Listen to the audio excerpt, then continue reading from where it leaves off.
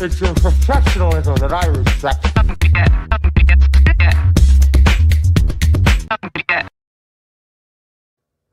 Hey, Chris. I had some bad chicken yesterday. It tasted really foul. Just no preparation. You just walk up and slap us with the foul dad joke. Sorry. That's Thought I'd open it. It feels like it's been a year and a half since we've done an episode. I mean, just the two of us. Stephanie is on an airplane right now. We don't know where she's going. It could be Paris, could be Saskatchewan. We don't really know, but she's traveling someplace. So it's just me and you. It does feel like first that we're going to be, even with, Stephanie, who's fairly sophomoric and, has the humor of a 14-year-old boy. We have humor of a 12-year-old boy. So I think it's going to even be sillier today than normal. Speaking of silly, I have a question to you. Do electricians listen to AC/DC, or do they listen to something a little bit more current?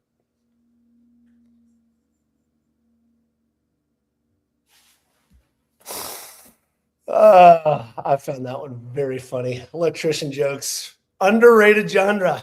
It's an underrated genre. Anthony, what if every new org box is a loan against the speed of your company that you never plan to repay? Plausible, a company that took on Google's biggest products with a team of just 10 people. The co-founders started a privacy-first analytics company in 2018, and together they grew it to more than 20,000 paying subscribers without outside funding or management layers. Today on How to Founder, Anthony, we're going to be talking about lean org structures that work. How do you create a lean org structure in the age of AI that is still capable of scaling? I am your host, Chris Franks. With me is the sassy, somewhat petulant, occasionally angry Anthony Frank. So you still when we were messing each other about changing each other's names on the thing, you're still Anthony Frankenstein. Why did you do that? Why did you change my name? You changed my name. I thought it was funny too. So I changed your name? Oh, I don't know. Maybe it was Stephanie, but one of you guys. Stephanie changed your name. I don't even know how to change the names on here. That is so rude. Well, do not be looking for Anthony Frankenstein on Twitter with that particular handle. For those of you that are dying to follow Anthony on Twitter, I am, for one. You're going to cost me at least 1 followers. Maybe.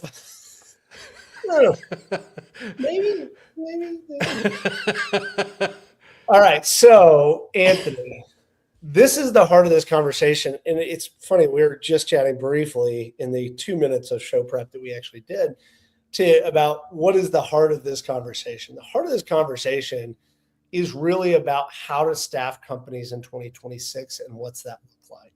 But before we get into how AI is affecting orgs and org structures and how we as managers, as leaders of organizations should think about that, I want to ask you about your experience in staffing, overstaffing, and understaffing and all the companies you've ever worked with.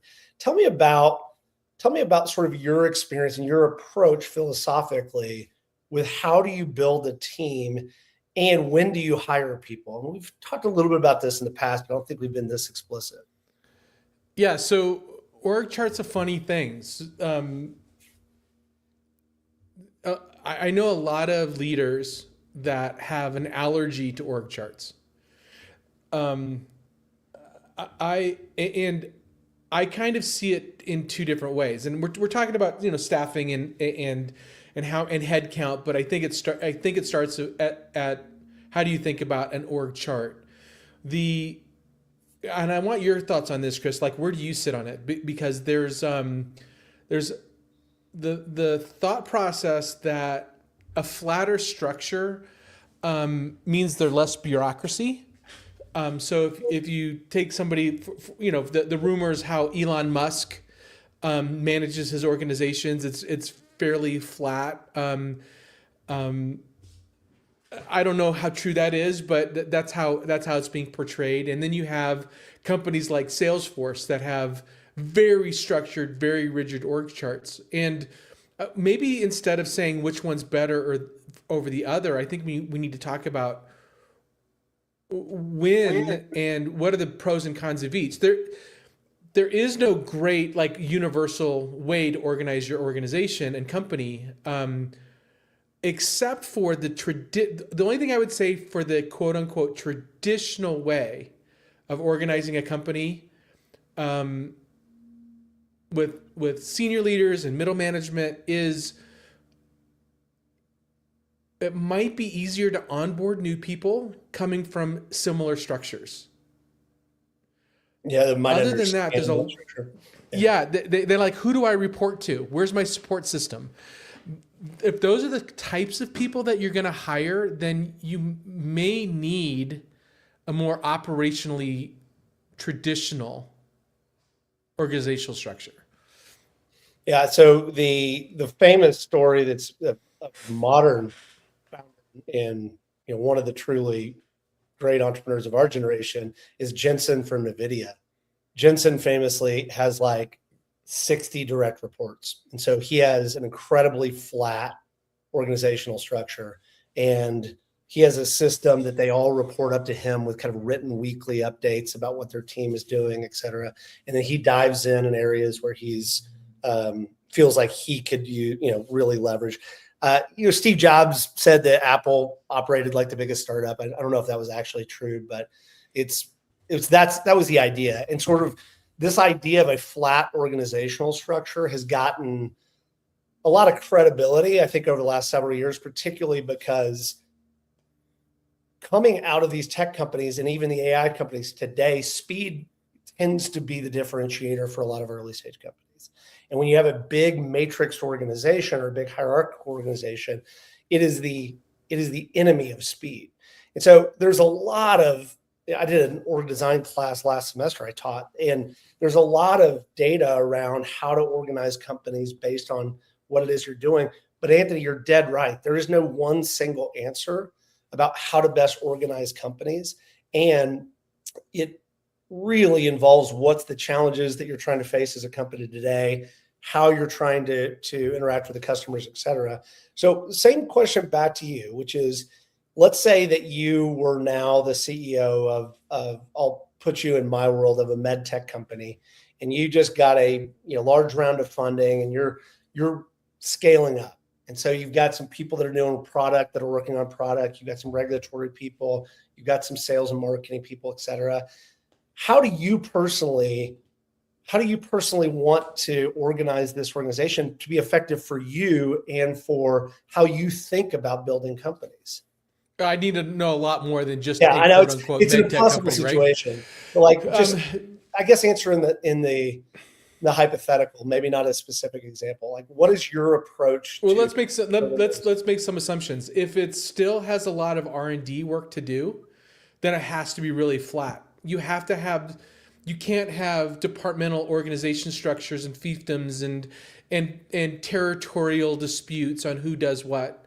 It needs to be very flat so that you can move quickly and make sure that your job as the CEO is to make sure everybody is talking to one another. If you're talking about something that is more mundane, let's say like a restaurant chain, you're starting a franchisable restaurant chain, or owner operated, or not owner operated, but you are going to be building a bunch of restaurants. That in and of itself has an org chart kind of laid out for you. You have each restaurant will have a manager. Each manager will have shift managers. Like that org chart kind of lays itself out for it, and already has traditional systems by which it needs to operate at. The way you operate a restaurant chain is way different than Jensen's going to operate NVIDIA, and way different than Apple does. But I would bet those 60 direct reports for Jensen, and I don't know this, maybe you do, Chris, have their own org chart. Like they're probably their own little individual CEOs within the company of NVIDIA that do have some kind of org structure. Yeah, I think it's true. And I think that there are these things. Also, classically, it's like, oh, I have a very flat org chart. I think that there's all kinds of studies that show it's really hard to be more involved than like 17 people or 14 people at a time. And there's also this notion, I always mispronounce it. It's an holacracy inside of an org. Have you ever heard of this? No, what's that? It's a self-managing organization. Hmm. So you have the CEO that sets tasks, and then he treats it's kind of like it feels like, now that I think about it, it feels like an AI, like agentic workflow where you have people that are allowed to self-organize and pick what they want to do and what they don't want to do, and get tasks done based on self-grouping and organizing around the projects rather than an org structure. That seems like a disaster in most cases. It seems like a disaster. Yeah, to because me nobody. well. I mean, I don't know. I'm still like, I don't think accountants love accounting. Like, I don't know that anybody loves like, oh, we're just gonna do accounting. Maybe they do. I could be completely wrong on that. All right, so let's get into the heart of really what this conversation is about. So what I was trying to set up, and did it poorly, was the idea is that in most companies are organized. Their org charts, the way that they're structured, is either to be customer focused, sometimes it's regional focused, sometimes it's functional, sometimes it's line of business. And for startups, typically you're not gonna have 2 to 3 lines of businesses. But that's how mainly you're talking about, like to a McKinsey or a big consultant. That's how they would look at organizational design. Things are changing dramatically right now. And things are changing dramatically right now because AI is now a part of every organization. I'll just tell you about a quick conversation I had last night with a friend who works at this tiny little company called GoOggle. I don't know if you're familiar with it, but I was asking about I'm more surprised that you have a friend. Yeah, that was true. But He's an acquaintance, really. It's not. Okay. Yeah. But I was asking this exact question, which is, in this world of AI, and you and I have talked about, it's an incredible individual force multiplier. But at Google, one of the smartest companies on the planet, they have their own LLM. I was asking how they were using the LLM. Ultimately, they're using it for task-oriented stuff. It has not, I don't think, gotten to a layer across every organization. And so knowing that where AI is, how do we start to think about hiring in 2026? I think it's probably worthwhile for us to start by asking this question, Anthony. How does AI work within companies? I mean, you wrote a book on this. This is your entire Wiser method. It just feels like we're still at this inflection point where currently AI is very, very good at helping individuals, but has not gotten to the place where it's replacing departments or teams or things like that. Something that just occurred to me as you were saying that, I remember an analyst actually from Forrester Research, Ron Rogowski. We were talking about organizational structures, and he said, if you ever want to understand how disorganized or organized a company is, just look at their website.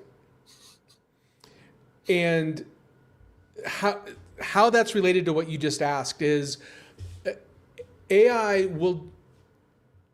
intensifies your personality. So if you are unorganized and chaos, AI will speed that up very, very happily, and you can vanity max on tokens for as long as you want, and accomplish almost nothing, probably do a lot of damage. If you are organized or decide to become organized, AI can be an incredible enabler. But as lots of companies are starting to understand, it's not a people replacer. You can't reorganize around AI, fire a bunch of people, and think that the work is going to get done. So let's just, press on that for a second, because that itself is a bit of a controversial statement. Because when AI was first starting to come up over the last, call it 18 months or so, the common narrative was AI was going to replace jobs. You could downsize workforces. And you saw lots of people, and who knows whether this was an excuse, but lots of engineers getting laid off at big companies like Meta and other places. And so I think that you're right, but press on that a little bit more. Why? Why is it that AI is not something that I can use as a CEO to replace large swaths of my organization? All right. So typical use case. I'm thinking of somebody I was talking to recently who is using AI a lot, and was kept asking, well, that agent should be really easy to build. We can build that in a day, right? It can be built in a day. And the fact is that if you can build an agent in a day, without expertise in what that agent is supposed to be replacing, anybody can build that agent in a day. Anybody can build that agent in a day means that it's not differentiating. It's not really setting aside the expertise within the organization and how it does stuff. The way to build and leverage AI is to first understand the job at a practitioner level, really deeply understand how the humans are doing the work, and just make their work less painful with agentic skills. If it's a Cloud Code plugin or a prompt or a series of tasks, you hand that to you hand people that are doing the work now with a cloud subscription and give them the right agentic skills, you'll 10x your company. But building an agent to replace them means you're devaluing the expertise that it takes to do the job. So AI becomes really impactful when you have a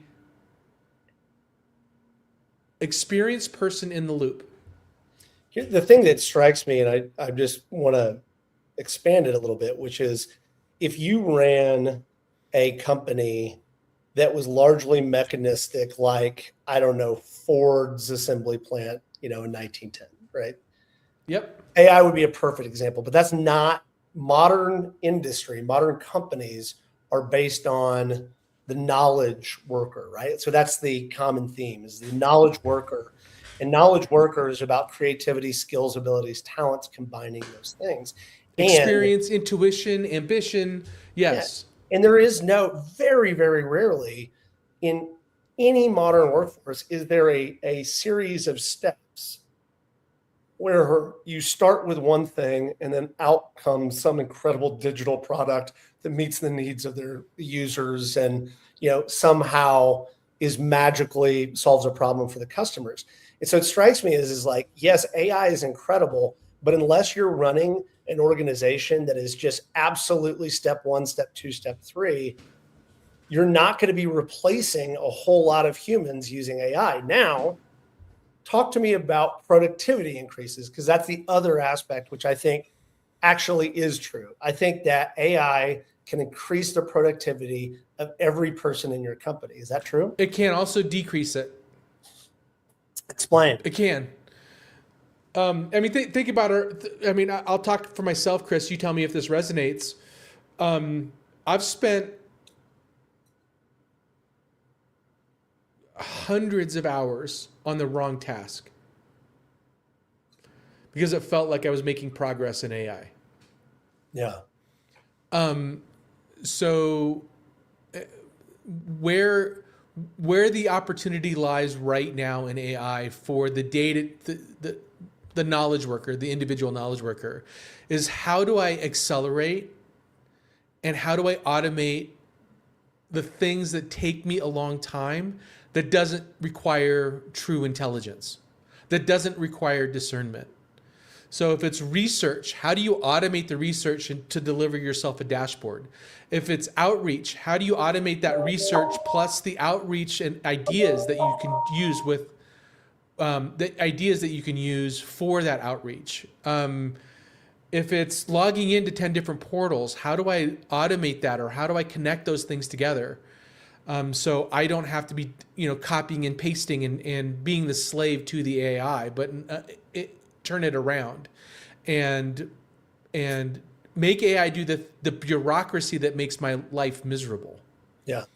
And if you think about any workers, genuinely, if you map out the vast majority of our jobs, there's probably 20 to 30% we're not actually using creativity, skill, knowledge, ability, things like that. It is doing the mechanical or administrative work of the job.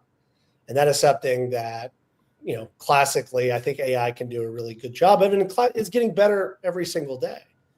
And so it's getting really good every day at the mechanical stuff. It's shockingly good. So just before we get into the actual conversation around org charts, what are the practical ways that you use AI on a day in, day out basis that help you become more productive? Now, again, you're building complex systems. You're genuinely one of the smartest people in the world, I think, but certainly the smartest people I know about AI. Everybody should believe that. Yes. I think, you sell yourself short. You have really, really spent a lot of time trying to understand AI from the ground up and do a really nice job of explaining it to people like me. But for you, practically, how does it work in your life?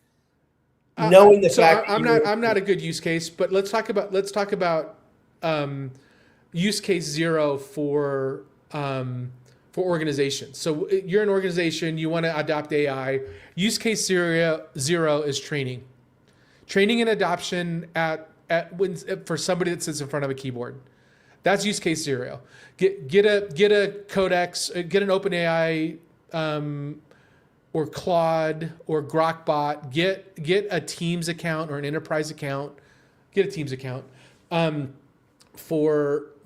then teach your team how to leverage AI and come up with the agentic system where the things that people are doing in AI become increasing knowledge for your company. Teach them how to not produce it.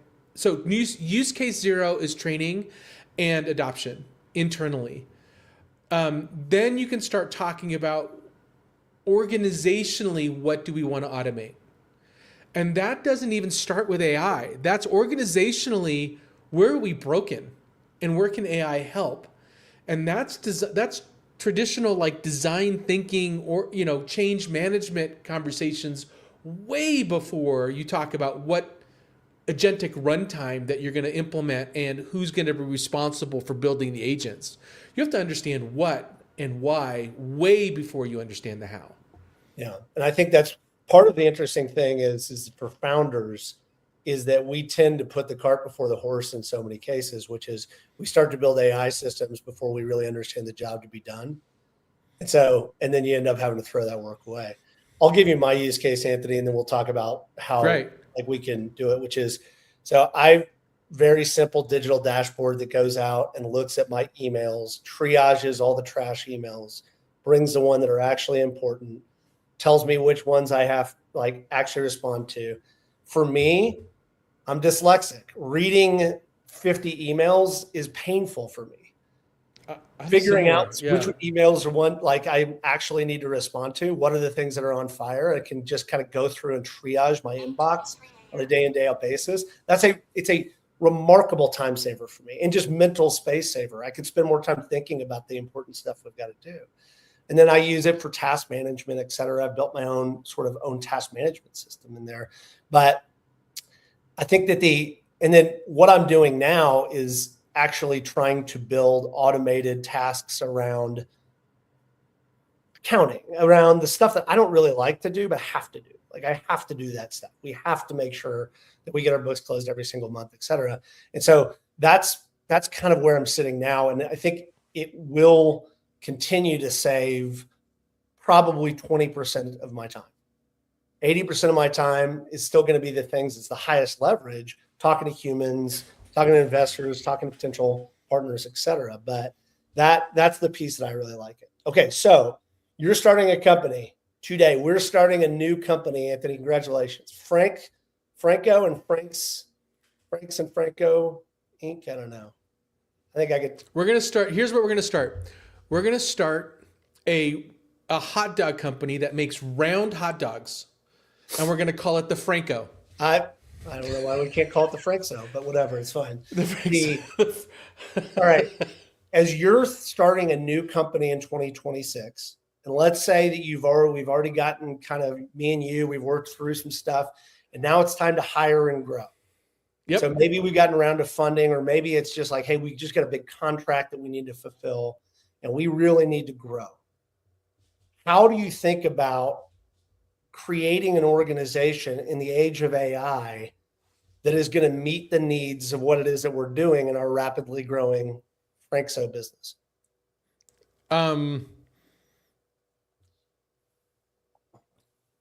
So it depends. There's so many answers here because this comes into all the other conversations that we've had over the last 200 some odd episodes, Chris. It's like sell stuff first and then deliver once you sell it. And so the first hire is about how do we generate revenue.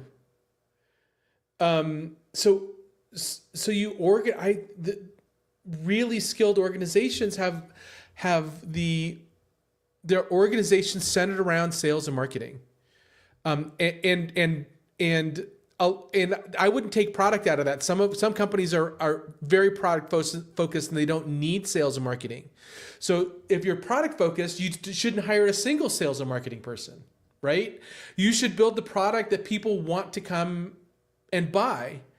So I'm contradicting myself. Like, it just depends on the leadership style, the industry you're in, how do you organize it? But the traditional things are sales, marketing, product, finance, HR. What am I missing? Delivery, if you're a services organization, right? And then you as the founder are doing those jobs until you can't do that job. Then you hire somebody to do that job.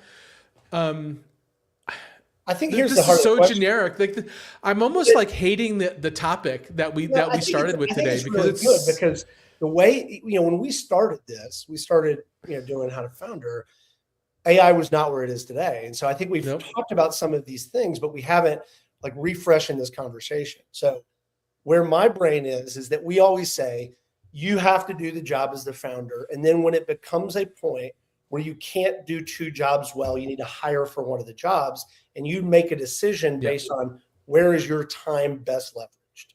So typically early stage, that's going to be talking to potential customers, talking to people that are actually your end users or customers, et cetera.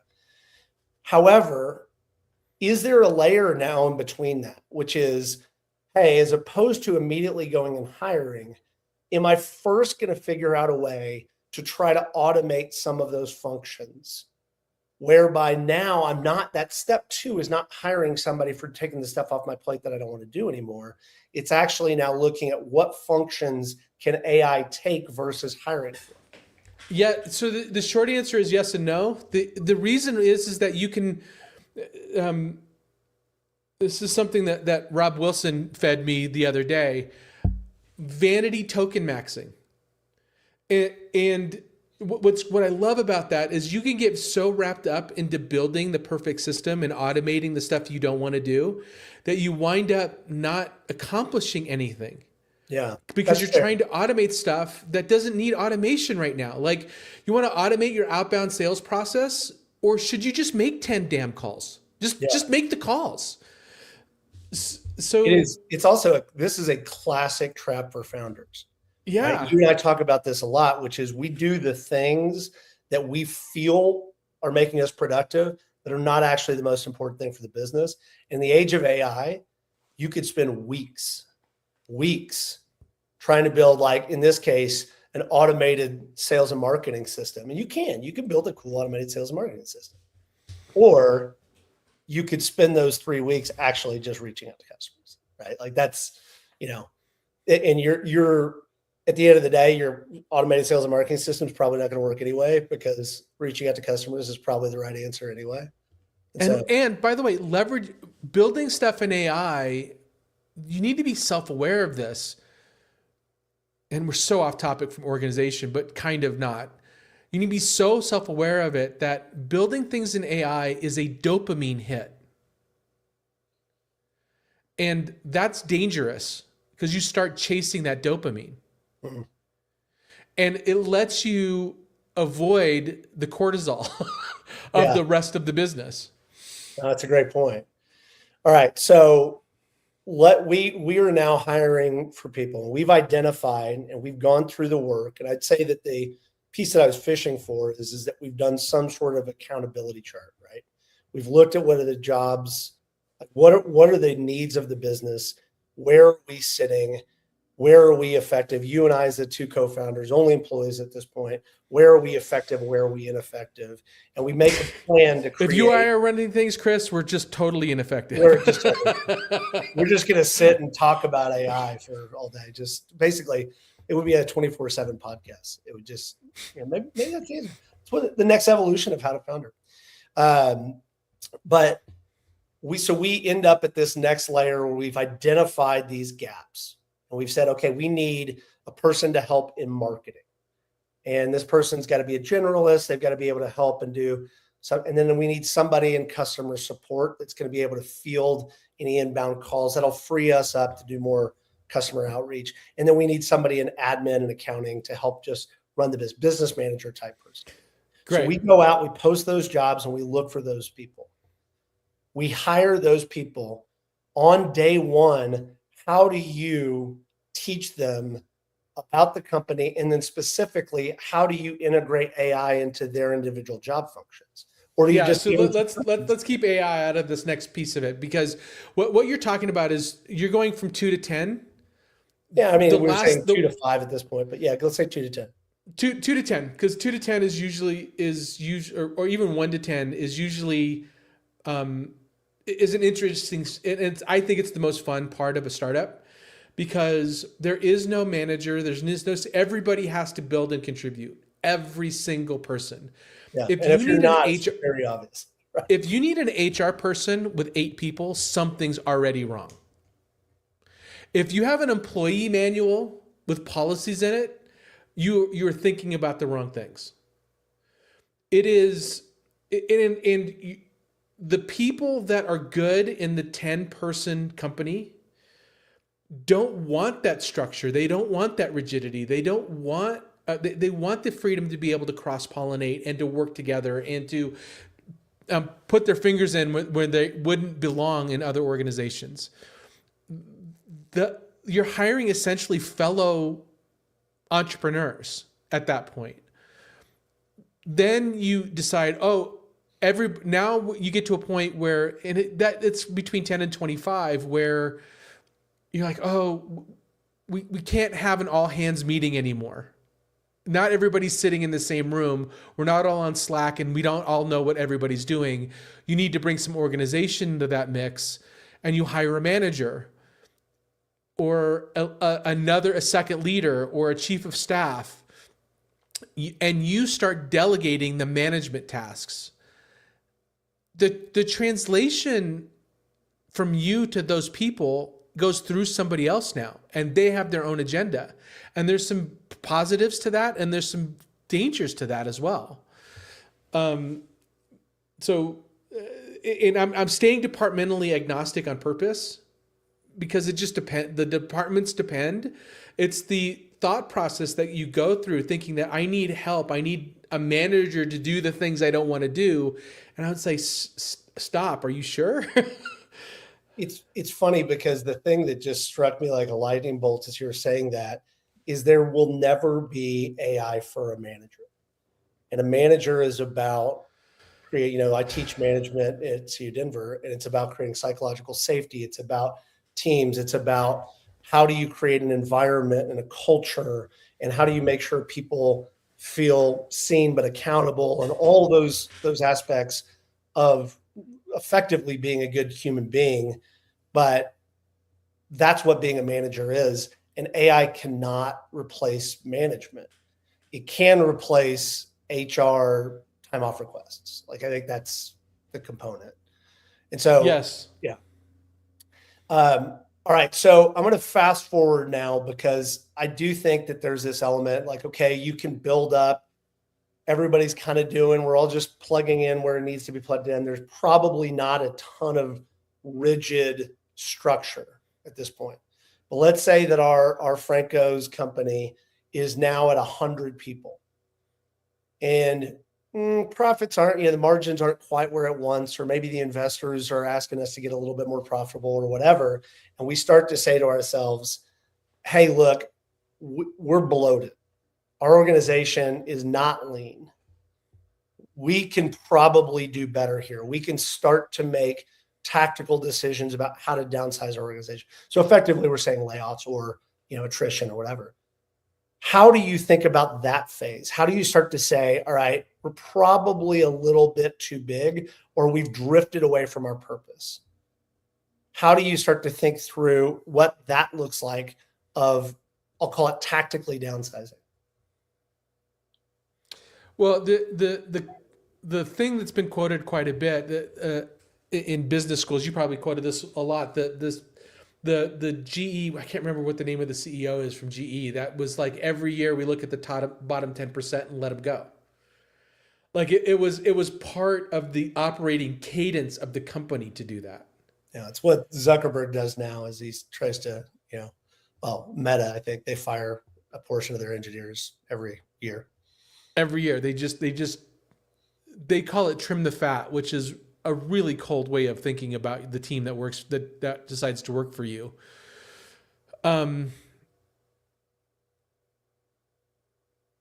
Chris, I want your thoughts on this. Like,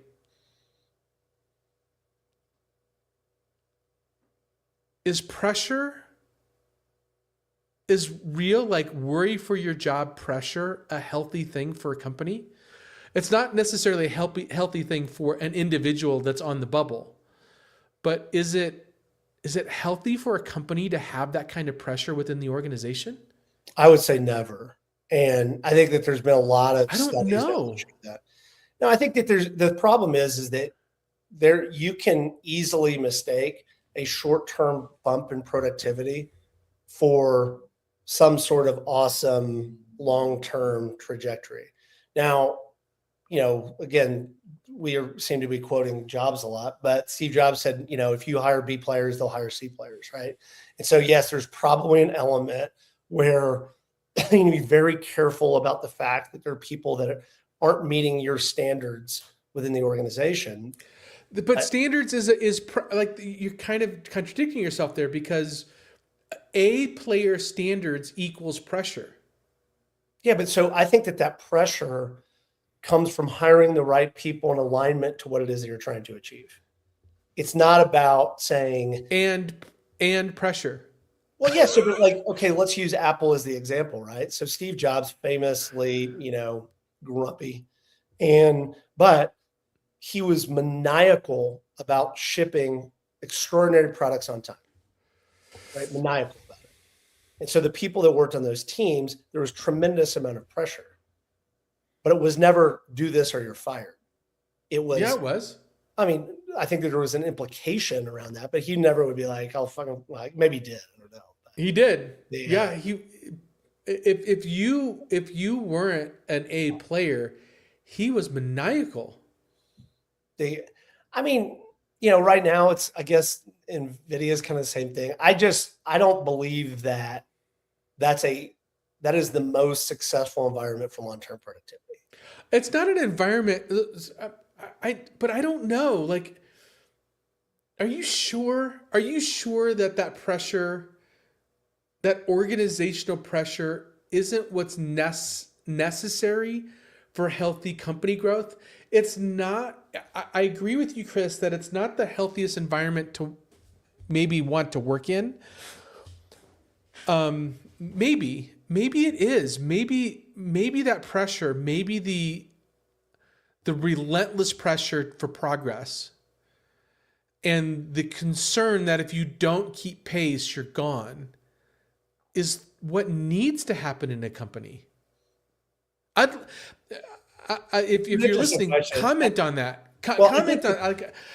I don't know. I don't know where that lands, but I think that's kind of a necessity.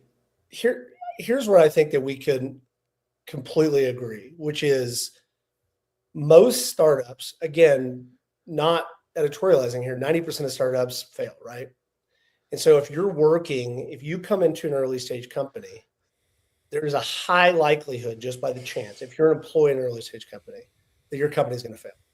Like it's just, and I think that not having that honest conversation with employees sometimes can get founders in trouble, but that's true.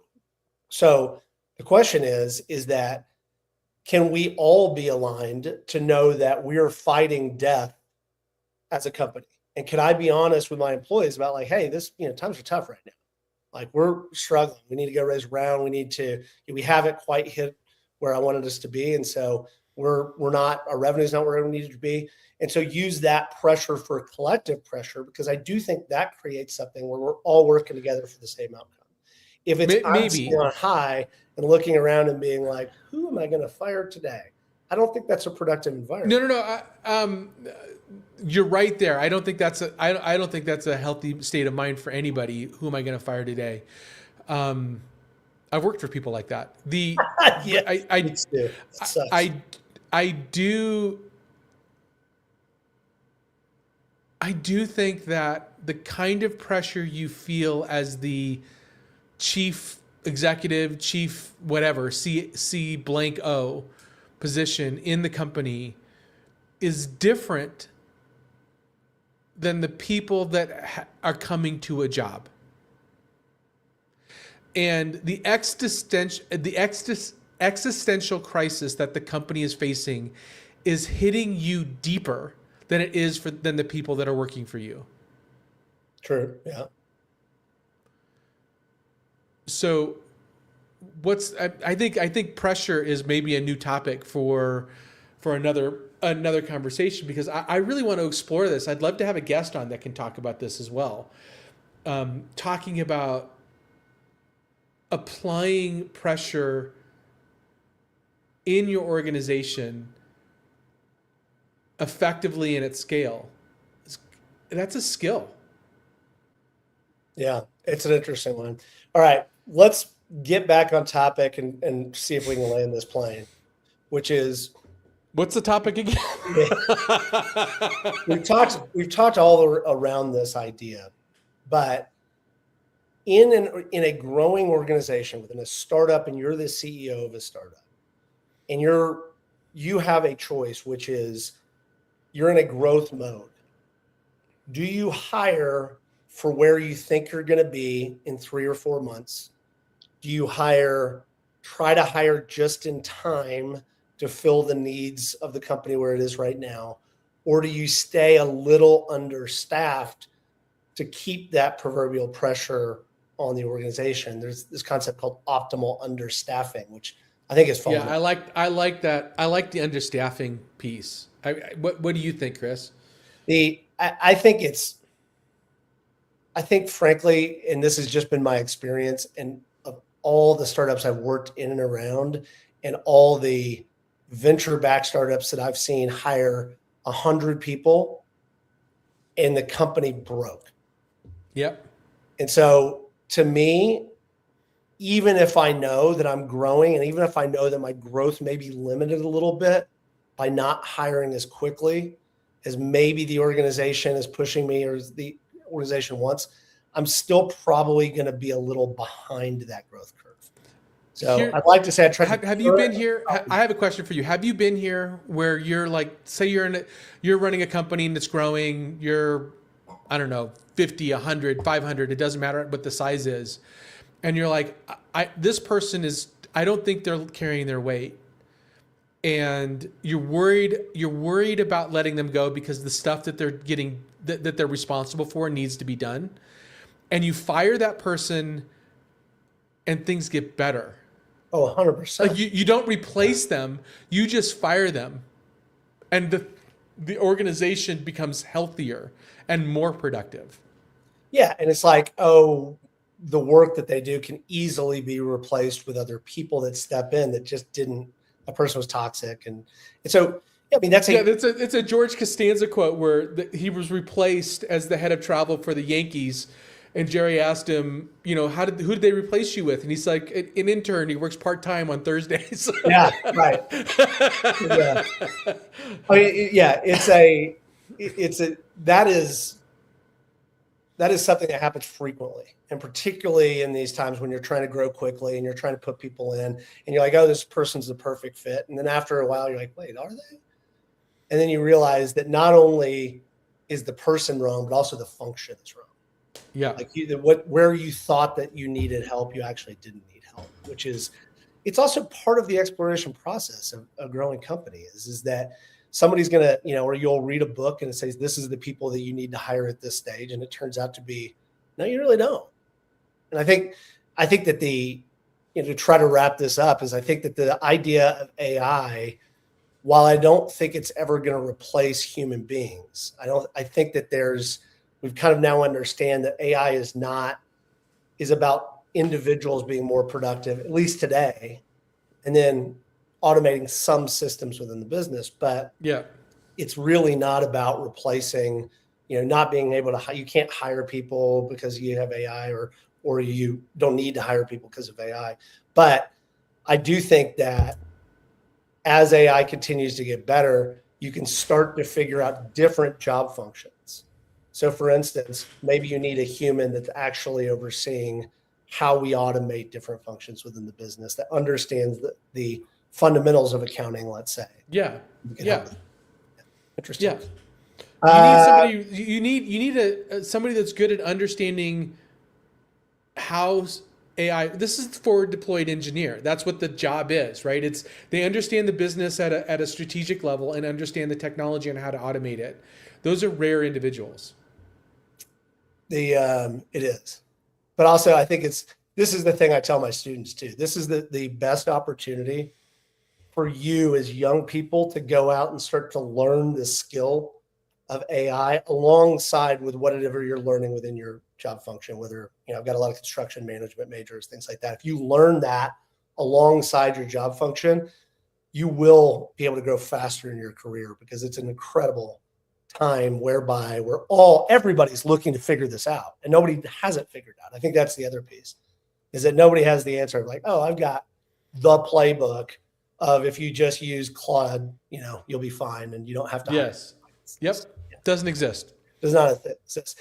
Anthony, our speed round questions are idiotic. So I'm not going to ask you our speed round questions. I'm going to go straight to deep dive resources. Reinventing Organizations by Frederick Laloux and Team Topologies by Matthew Skelton and Manuel Pice. I've read neither of those books, so I'm going to put those on my list. Really good conversation. Anthony, just me and you. It was good. Smart. We missed you, Steph, but we'll have Steph back next week. Everybody that's listening, thank you so much for tuning in. Please be sure to visit us at the howtofounder.com website, where you can connect with us on LinkedIn, subscribe to our YouTube channel, Apple Podcasts, Spotify, wherever you're listening to us at. Please hit that like button, hit that subscribe button, because you are the pioneer of economic prosperity, and we're going to help you get there along the way. Take care, everybody. Bye.